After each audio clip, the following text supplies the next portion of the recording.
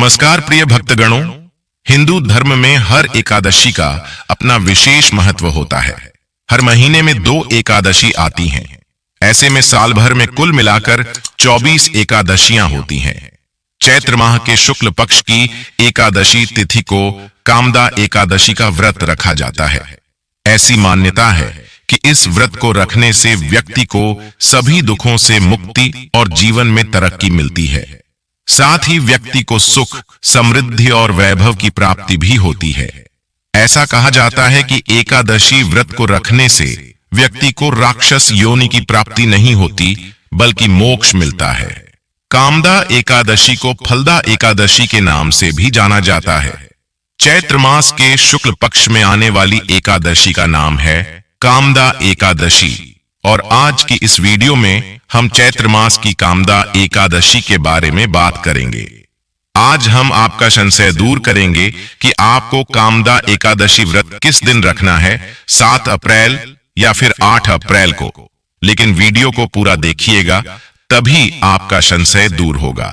तो आज की इस महत्वपूर्ण वीडियो में हम जानेंगे कि कामदा एकादशी इतनी महत्वपूर्ण क्यों है, एकादशी व्रत में क्या खाना चाहिए, चाय काफी पी सकते हैं क्या, महिलाएं पीरियड्स से हो तो पूजा कैसे करें, एकादशी नियम का पालन कैसे करें, घर में जन्म मृत्यु के सूतक काल लगे होने पर एकादशी व्रत कैसे करें, एकादशी व्रत के शुभ मुहूर्त के बारे में, व्रत के नियमों के बारे में, पूजन विधि के बारे में, व्रत का पारणा यानी कि व्रत कब खोले, व्रत खोलने का शुभ मुहूर्त कब से कब तक है, व्रत का पारण किस वस्तु के सेवन से करना चाहिए, एकादशी और द्वादशी तिथि कब से कब तक है। तो सारी बातें आज की इस वीडियो में जानेंगे, तो आप अंत तक वीडियो में बने रहे। नमस्कार दोस्तों, स्वागत है आप सभी का एक बार फिर से आपके पसंदीदा चैनल हिंदू रिलीजियस टेल्स में। दोस्तों, वीडियो शुरू करने से पहले एक बार पूरी श्रद्धा के साथ कमेंट सेक्शन में लिखिए, जय श्री हरि विष्णु। भगवान हरि की कृपा आप सभी पर सदा सर्वदा बनी रहेगी और वीडियो को लाइक करके चैनल को सब्सक्राइब अवश्य कर लीजिए। दोस्तों, कामदा एकादशी का जिक्र विष्णु पुराण में किया गया है। रामनवमी के बाद ये पहली एकादशी होती है। कामदा एकादशी को सांसारिक कामनाएं पूरी करने वाला व्रत माना गया है, इसलिए इस व्रत को बेहद खास माना गया है। कामदा एकादशी को फलदा एकादशी भी कहते हैं। कामदा एकादशी का व्रत जिस कामना से किया जाता है वो पूरी होती है। पारिवारिक जीवन की समस्याएं भी खत्म हो जाती हैं। इस दिन व्रत रखकर अपने मन को संयमित रखकर भगवान विष्णु की आराधना करनी चाहिए। भगवान श्री हरि को फल फूल तिल पंचामृत अर्पित करना चाहिए और एकादशी व्रत की कथा अवश्य सुननी चाहिए। रात में भगवान विष्णु की आराधना करें। द्वादशी के दिन ब्राह्मण देवता या किसी गरीब को भोजन कराना चाहिए, क्योंकि यह एकादशी मनोवांछित फल प्रदान करने वाली है। भगवान श्री कृष्ण ने धर्मराज युधिष्ठिर को कामदा एकादशी का महत्व बताता हुए कथा सुनाई थी। पौराणिक कथा के अनुसार प्राचीन काल में भोगीपुर में पुंडरीक नाम का राजा था, जो हमेशा भोग विलास में लिप्त रहता था। उस राज्य में ललित और ललिता नाम के स्त्री और पुरुष रहा करते थे, जिनमें अथाह प्रेम था। एक दिन राजा की सभा में ललित गीत गा रहा था, तभी उसका ध्यान ललिता पर चला गया, जिस कारण उसका स्वर बिगड़ गया और गाना भी खराब हो गया। यह देखकर राजा क्रोधित हो गए और उन्होंने ललित को राक्षस बनने का श्राप दे दिया। अपने पति की यह हालत देखकर ललिता बहुत दुखी हुई। उसने अपने पति को ठीक करने के लिए कई लोगों सहायता मांगी। तब किसी के बताने पर ललिता विंध्याचल पर्वत पर श्रृंगी ऋषि के आश्रम पहुंची। वहां जाकर उसने अपनी व्यथा ऋषि को सुनाई। तब ऋषि ने उसे कामदा एकादशी का व्रत रखने की सलाह दी। साथ ही ऋषि ने कहा कि इस व्रत की महिमा से तुम्हारा पति फिर से मनुष्य योनि में आ जाएगा। ऋषि के कहे अनुसार ललिता ने विधि विधान पूर्वक कामदा एकादशी का व्रत किया और भगवान विष्णु का ध्यान किया। व्रत पूरा होने पर भगवान विष्णु की कृपा से ललित फिर से मनुष्य योनि में आ गया। इस प्रकार दोनों को अपने जीवन के कष्टों से मुक्ति मिल गई। इसके बाद वह दोनों लगातार कामदा एकादशी का व्रत करने लगे। जिससे अंत में दोनों को मोक्ष की प्राप्ति हुई। चलिए बात कर लेते हैं कि एकादशी व्रत का नियम क्या है। तो सर्वप्रथम जान लीजिए 10वीं के नियम क्या है। सर्वप्रथम आपको करना है यह है कि आप सुबह सवेरे जल्दी जाएं, क्योंकि एकादशी असल में एक दिन का व्रत होता ही नहीं है। एकादशी तो 3 दिनों का महाव्रत होता है। इस व्रत को करने में थोड़ी मेहनत ज्यादा लगती है, लेकिन ये व्रत राज है। यह जीवन से तो कष्ट खत्म करता ही है, मृत्यु के बाद भी बहुत बड़े पुण्य फलों को देने वाला है। तो करना यह है, प्रिय भक्तगणों, की आपको एकादशी में 10वीं तिथि को जो व्रतधारी है उनको 10वीं तिथि को जल्दी जागना है। जल्दी जागने के बाद आप अपने जो भी दैनिक कार्य वगैरह है कर लीजिए। कुछ भक्त 10वीं तिथि को भी चावल नहीं खाते हैं। आपकी इच्छा हो तो पूरे दिन न खाइए, नहीं तो शाम का जो पूजन होता है उस 10वीं में चावल नहीं खाया जाता है। बाकी सूर्यास्त होने से पहले आपको 10वीं तिथि में यदि व्रत रख रहे हैं तो खाना खा लेना है। रात को आपको फल, दूध, जल यह सब खा लेना है। अनाज बस सूर्यास्त होने से पहले जो लोग व्रत रखते हैं उनको खा लेना है। इसके बाद प्रिय भक्तगणों, अब आपको अगली सुबह का इंतजार करना है। अगली सुबह अब आप अपने एकादशी व्रत का पारण करेंगे। पहली बार भी करना चाहते हैं या फिर आप पहले से करते आए हैं तो आपको यही नियम पालन करना होगा। दोस्तों, अगले दिन हम एकादशी व्रत का संकल्प लेंगे। तो एकादशी की जो सुबह होगी, आप सुबह से पहले यानी सूर्योदय से पहले जाग जाएंगे। अपने दांतों को दातुन से साफ करिएगा। दातुन से साफ करने के बाद सर्वप्रथम जो है वह नहा धोकर के सबसे पहले सूर्य नारायण को अर्घ्य दिया जाएगा। उसके बाद जो भी आप घर में तुलसी हैं, तुलसी के पास आप दीप, अगर अंधेरे पूजा करें तो दीपक वगैरह जला दीजिएगा। जल मत चढ़ाइए। वहीं पर यदि तुलसी की जड़ में आपने शालिग्राम रखा है तो शालिग्राम जी को तुलसी की जड़ में ही स्नान करा करके उनको भोग लगाया जाता है। लेकिन आप यदि इस तरह से तुलसी जी की पूजा कर रहे हैं तो आज जल और भोग दोनों ही लगाएंगे। भगवान विष्णु के भोग के लिए अगर आपने पत्ते पहले से तोड़े हैं तो बहुत अच्छी बात है, नहीं तो तुलसी की पत्तियां अगर सूख कर गिरी है तो उनको धो करके भी भगवान विष्णु के भोग के लिए आज की पत्तियों का इंतजाम आप कर सकते हैं। लेकिन यह ध्यान रहे कि आज के दिन आप तुलसी जी को तोड़ेंगे नहीं, किसी भी तरह से उनसे छेड़छाड़ नहीं करेंगे। तो यह काम हो गया। उसके बाद हम घर में भगवान विष्णु की पूजा करेंगे। कैसे पूजा करेंगे? अब देखिए, एकादशी माता का प्राकट्य हुआ है तो आज आप चावल नहीं खाएंगे। ध्यान रखिए, जो व्रत रखते हैं उन्हें तो यह ध्यान देना है, लेकिन अब जो व्रत नहीं रखते हैं उनको भी 10वीं और एकादशी के दिन चावल नहीं खाना है। इस बात का विशेष ध्यान रखें। उपाय करने के लिए आप बस लहसुन प्याज मत खाइएगा, बाकी सारे उपाय आप कर सकते हैं। तो मैं बात कर रहा था कि आपको यह काम कर लेना है कि भगवान विष्णु की पूजा का भली भांति आप तुलसी जी की पूजा करें। जैसे मैंने बताया, आप दीपक जलाएं, धूप बत्ती जलाएं, लेकिन उनको भोग वगैरह न लगाइए। उसके बाद लड्डू गोपाल जी, शालिग्राम जी जो भी स्वरूप है उनकी विधिवत पूजा करेंगे। पूजा में सभी जानते हैं जल से स्नान कराएं। स्नान कराने के बाद अब आपको भगवान को विधिवत चंदन लगाना है, फूलों की माला पहनाना है, इत्र लगाना है। जो भी जितनी आपकी व्यवस्था है, जितनी आपकी क्षमता है, उसके अनुसार भगवान की पूजा करिए। भोग लगाए हैं। भोग लगाने के बाद आप बैठ करके भगवान विष्णु का सबसे महामंत्र है ओम नमो भगवते वासुदेवाय नमः, इस मंत्र का जाप करिए। ध्यान रहे, एकादशी के दिन माता लक्ष्मी की भी आराधना होती है। अब पूजा वगैरह आपको विधिवत कर लेना है। एकादशी के नियमों का पालन जो है वह आपको ध्यान रखना है कि एकादशी व्रत करने वाले को अनाज नहीं खाना चाहिए, नमक का त्याग करना चाहिए, सरसों का तेल वगैरह नहीं खाना चाहिए। आपको खाना है फल फूल, दूध, चाय वगैरह जो भी आप खाना चाहे, मतलब सब फलाहार ही खाएं। उसके बाद आपको रात को आप चाहे तो भगवान विष्णु का भजन कीर्तन करें। 12 बजे के बाद सोएं। तो यह सब हमारी अपनी क्षमता है, इस तरह से आपको करना है। अब हम बात कर लेते हैं पारण की। अब पारण में क्या और कैसे करना है? एकादशी के व्रत को समाप्त करने को पारण कहते हैं। एकादशी व्रत के अगले दिन सूर्योदय के बाद पारण किया जाता है। एकादशी व्रत का पारण द्वादशी तिथि समाप्त होने से पहले करना अति आवश्यक है।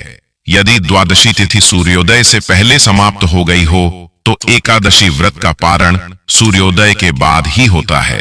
द्वादशी तिथि के भीतर पारण न करना पाप करने के समान होता है।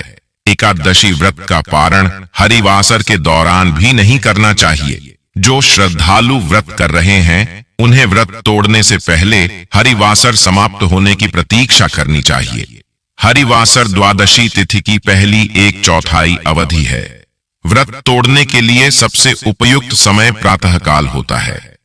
व्रत करने वाले श्रद्धालुओं को मध्याह्न के दौरान व्रत तोड़ने से बचना चाहिए। कुछ कारणों की वजह से अगर कोई प्रातःकाल पारण करने में सक्षम नहीं है तो उसे मध्याह्न के बाद पारण करना चाहिए। कभी कभी एकादशी व्रत लगातार 2 दिनों के लिए हो जाता है। जब एकादशी व्रत 2 दिन होता है तब स्मार्त परिवारजनों को पहले दिन एकादशी व्रत करना चाहिए। दूसरे दिन वाली एकादशी को दूजी एकादशी कहते हैं। सन्यासियों, विधवाओं और मोक्ष प्राप्ति के इच्छुक श्रद्धालुओं को दूजी एकादशी के दिन व्रत करना चाहिए। जब जब एकादशी व्रत 2 दिन होता है तब तब दूजी एकादशी और वैष्णव एकादशी एक ही दिन होती हैं। भगवान विष्णु का प्यार और स्नेह के इच्छुक परम भक्तों को दोनों दिन एकादशी व्रत करने की सलाह दी जाती है। एकादशी के दिन यदि आपके घर परिवार में जन्म अथवा मृत्यु का सूतक लग जाता है तो ऐसी परिस्थिति में आप एकादशी व्रत तो अवश्य करें। सभी नियमों का भी पालन करें, लेकिन आपको भगवान का स्पर्श या पूजन अर्चन नहीं करना चाहिए। अगले दिन जब आप व्रत का पारणा करते हैं तो सूतक की अवस्था में जल या तुलसी पत्र या फल या फलाहारी वस्तु से व्रत का पारणा कर सकते हैं। यदि आप यात्रा में है या कहीं बाहर है और पूजा पाठ या पारणा की व्यवस्था नहीं हो पा रही है तो आंख बंद करके मानसिक रूप से मन में सभी वस्तु का, सभी विधि का ध्यान करते हुए यदि आप एकादशी व्रत करेंगे तो आपको एकादशी पूजा का व्रत का पूरा पुण्य प्राप्त होगा। क्योंकि हमारे धर्म ग्रंथों और पुराणों में मानसिक पूजा का भी विधान बताया गया है। और इसी तरह यदि कोई माताएं बहनें मासिक धर्म पीरियड की अवस्था में रहती हैं तो ऐसी अवस्था में भी उनको व्रत करना चाहिए। व्रत के नियमों का भी पालन करना चाहिए, लेकिन उनको भगवान का स्पर्श या पूजन अर्चन नहीं करना चाहिए। साथ ही जो माताएं बहनें गर्भावस्था में है, गर्भवती है, तो उनको अपने बालक का, अपने शिशु का, गर्भस्थ बच्चे का ध्यान रखते हुए ही एकादशी व्रत करना चाहिए। अच्छी प्रकार से फलाहार करके वह व्रत कर सकती है, लेकिन कोई भी इस दिन गलत काम ना करे। किसी भी प्रकार का पाप कर्म बिल्कुल ना करे। सभी तरह से आपको अच्छे मन से पवित्र अवस्था से एकादशी व्रत का नियम विधि विधान से पालन करके ही करना चाहिए। अगर जाने अनजाने में आपसे कोई त्रुटि हो जाती है, गलती हो जाती है, तो प्रभु से आप क्षमा याचना अवश्य कर लीजिएगा। प्रभु कृपा निदान है, बहुत दयालु है, आपको क्षमादान अवश्य ही प्रदान करेंगे। आइए अब जानते हैं कामदा एकादशी कब है। चैत्र मास शुक्ल पक्ष की एकादशी तिथि प्रारंभ समय 7 अप्रैल 2025 दिन सोमवार रात्रि 8:12। एकादशी तिथि की जो समाप्ति है वह 8 अप्रैल 2025 दिन मंगलवार रात्रि 9:14 पे एकादशी तिथि की समाप्ति है। तो सूर्योदय व्यापनी के अनुसार सभी भक्तजन 8 अप्रैल 2025 दिन मंगलवार को व्रत को धारण करेंगे। 7 अप्रैल को 10वीं दिन के नियमों का पालन करेंगे। 8 अप्रैल को एकादशी का व्रत धारण करेंगे और 9 अप्रैल को एकादशी व्रत का पारण किया जाएगा। एकादशी व्रत का पारण हरिवासर समाप्त होने के बाद करना चाहिए। द्वादशी तिथि का पहला चौथाई हिस्सा हरिवासर का होता है, तो द्वादशी तिथि की जो समाप्ति है वह 9 अप्रैल 2025 दिन बुधवार रात्रि 10:57 पे द्वादशी तिथि की समाप्ति है। तो सभी भक्तजन व्रत का पारण 9 अप्रैल को सुबह 6:02 से सुबह 8:35 तक व्रत का पारण कर लेंगे। कामदा एकादशी व्रत का पारण गोघृदन पारणम यानी कि गौघृत से व्रत का पारण है। यह संभव ना हो तो आप जल, फल या तुलसी दल से व्रत का पारण करें। 8 अप्रैल को ब्रह्म मुहूर्त का समय सुबह 4:32 से सुबह 5:18 तक होगा। सूर्योदय का समय सुबह 5:42। सूर्यास्त शाम 6:17 होगा।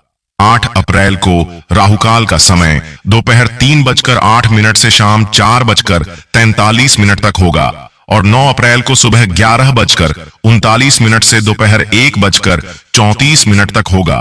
राहुकाल समय के दौरान कोई भी शुभ कार्य या नया कार्य नहीं करना चाहिए, इस बात का ध्यान रखें। 8 अप्रैल को नक्षत्र अश्लेषा होगा सुबह 7:55 तक। उसके बाद मघा नक्षत्र होगा। योग शूल होगा शाम 6:11 तक। उसके बाद गंड योग होगा। इस दिन रवि योग और सर्वार्थ सिद्ध योग भी बन रहा है। एकादशी तिथि के दिन, जो कि सुबह 6:03 से शुरू होकर के सुबह 7:55 तक होगा, जो कि बड़ा ही अच्छा संयोग बन रहा है। जो भी व्रती है उन्हें दशमी तिथि के दिन शुद्ध और सात्विकता का पालन करना चाहिए। दशमी तिथि के दिन सूर्यास्त से पहले ही भोजन ग्रहण कर लेना चाहिए। कामदा एकादशी का जो पूजन है वो क्यों करना चाहिए, व्रत क्यों करना चाहिए, इसकी महिमा क्या है और क्या विधि होनी चाहिए? देखिए, एकादशी जो है उसका फल इस प्रकार से बताया गया है। एक वृतांत आता है कि ललिता और ललित नामक 2 स्त्री और पुरुष थे। रत्नपुर नामक एक नगर में वहां पर राजा पुंडरी का राज था। ये दोनों ही राजा के दरबार में नीति गान का कार्य करते थे। अब ललित जो है वो ललिता के मुंह में फंस गया और इस प्रकार उसका अपने कार्य से ध्यान भंग हो गया। इसे राजा ने अपना अपमान समझकर उसे श्राप दे दिया कि वह राक्षस योनि में चला जाए और वह राक्षस बन गया। राक्षस बन जाने के कारण अब वह घोर पीड़ा सहने लगा और भारी संकटों से घिर गया। उसको इस प्रकार से परेशान देखकर, हताश देखकर, जो ललिता थी, जो उसकी पत्नी थी, उसे बड़ा ही दुख हुआ और वह विचार करने लगी कि इसको किस प्रकार से राक्षस की योनि से मुक्ति दिलाई, कैसे यह राक्षस से पुनः मनुष्य रूप ग्रहण करे। अब क्योंकि ललित जो है और वो राख बन गया था, तो वो तो यहां से वहां, वहां से वहां भ्रमण करता रहता था और वह भी उसके पीछे पीछे पीछे पीछे भटकती रहती थी। एक बार ललित के पीछे पीछे घूमती घूमती वह विंध्याचल पर्वत पर चली गई और वहां पर उसकी भेंट ऋषि श्रृंगी से हुई, क्योंकि वहां ऋषि का आश्रम था। ऋषि श्रृंगी ने वहां जब ललिता को देखा तो उसे आने का कारण पूछा और ललिता ने उसे प्रार्थना की, प्रभु, इस प्रकार से मेरे पति को श्राप लगा और वह राक्षस बन के कष्ट भोग रहा है। तब ऋषि श्रृंगी ने सर्वप्रथम ललिता को यह व्रत बताया था कि चैत्र मास के शुक्ल पक्ष की कामदा एकादशी के दिन सुबह जल्दी उठाना और उठ करके स्नान आदि करके व्रत का संकल्प करना और संकल्प में भगवान से निवेदन करना कि वो तुम्हारे पति को इस एकादशी के पुण्य के प्रभाव से इस राक्षस योनि से मुक्त करें और विधि विधान से भगवान का पूजन करना, पंचोपचार से भगवान का पूजन करना और गोले की बर्फी का भगवान को भोग लगाना, कथा पढ़ना और सायंकाल को कीर्तन करते हुए, रात्रि को जागरण करते हुए समय व्यतीत करना और अगले दिन द्वादशी में इस व्रत का पारण करना। इस व्रत के पुण्य प्रभाव से जैसे ही तुम्हारा व्रत पूर्ण होगा, पारण के बाद तुम्हारे पति को अवश्य ही इस राक्षस योनि से मुक्ति मिल जाएगी। तो जैसे ही यह एकादशी आई, ललिता ने ऋषि श्रृंगी के द्वारा बताए गए विधान से इस एकादशी का व्रत किया और व्रत का जैसे ही पारण किया और पारण करते समय उसने अपना इस व्रत से प्राप्त सारा पुण्य अपने पति को दान दिया। उस पुण्य के प्रभाव से तुरंत ही वह राक्षस योनि से छूटकर पुनः सुंदर मनुष्य रूप में आ गया। इतना ही नहीं, उसके बाद वह सभी ऐश्वर्यों को भुगतता हुआ वो दोनों विमान में बैठकर स्वर्ग लोक को चले गए। तो यहां से इस एकादशी की महिमा आरंभ हुई, इस एकादशी का व्रत आरंभ हुआ।